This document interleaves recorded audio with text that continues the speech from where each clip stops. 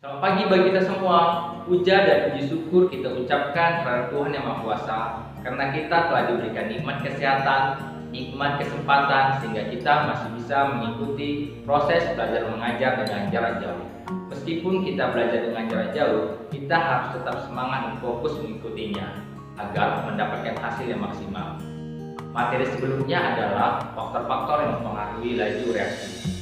Sehingga hari ini kita akan membahas mengenai teori tumbukan. Dengan tujuan pembelajarannya adalah ingin mengetahui definisi dari teori tumbukan dan keterkaitannya dengan faktor-faktor yang mempengaruhi laju reaksi.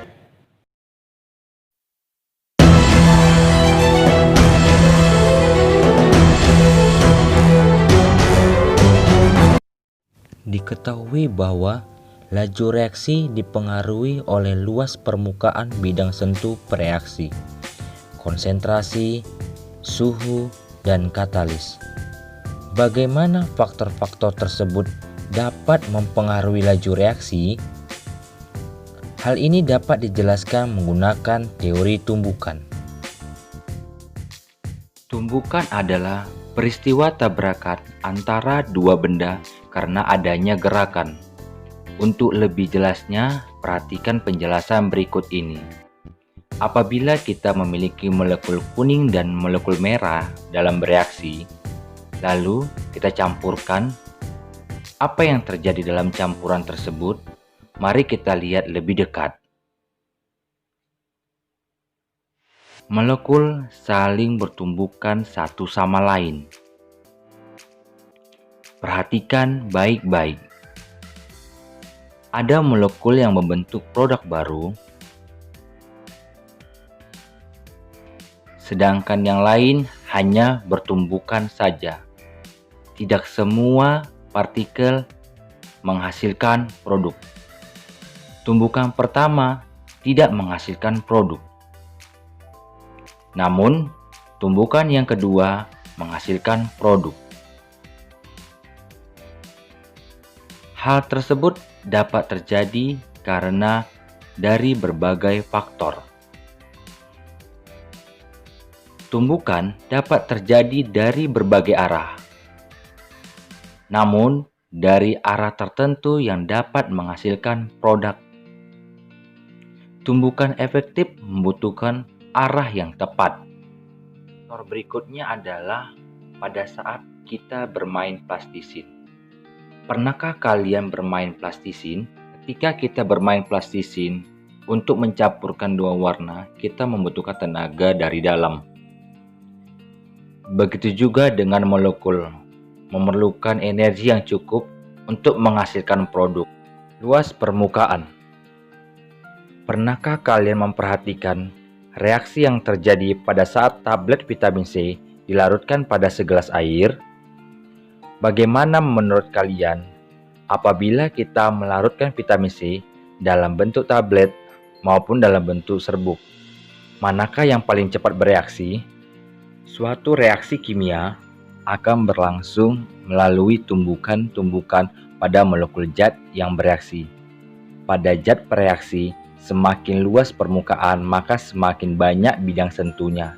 Kemungkinan semakin banyak tumbukan yang terjadi, sehingga reaksi akan lebih cepat.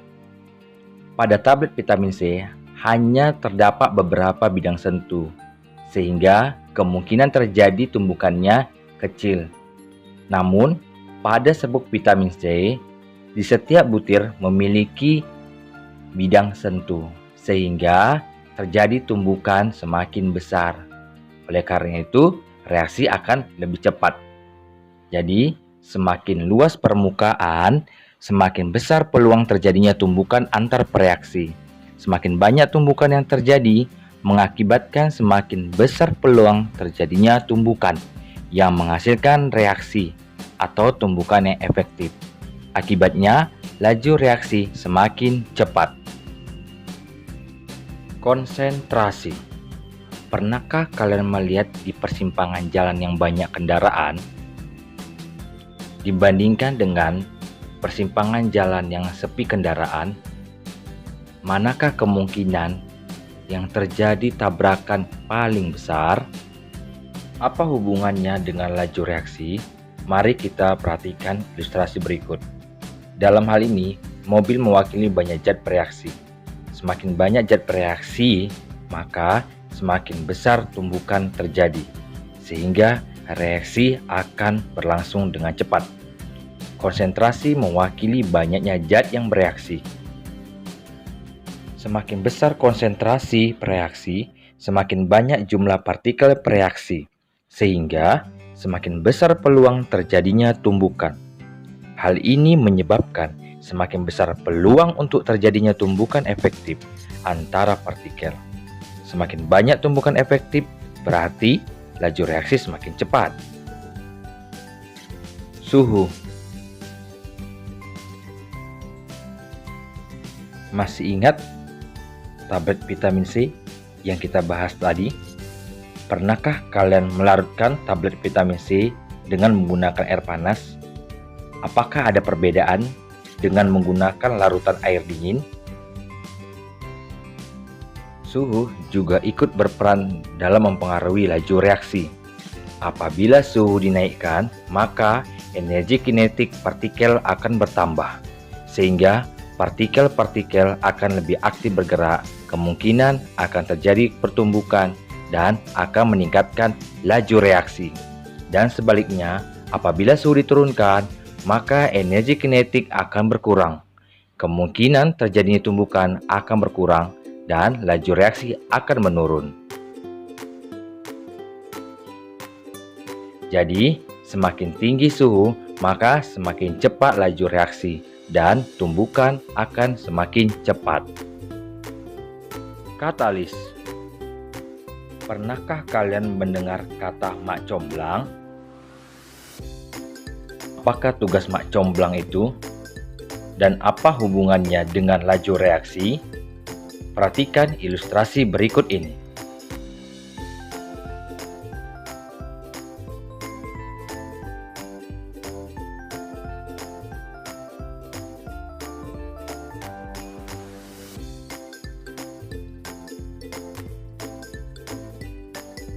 Jadi, apa tugas dari mak comblang? Dari ilustrasi yang telah ditayangkan, ternyata tugas mak comblang adalah mempercepat dua orang untuk saling bernameh. Apa hubungannya dengan laju reaksi?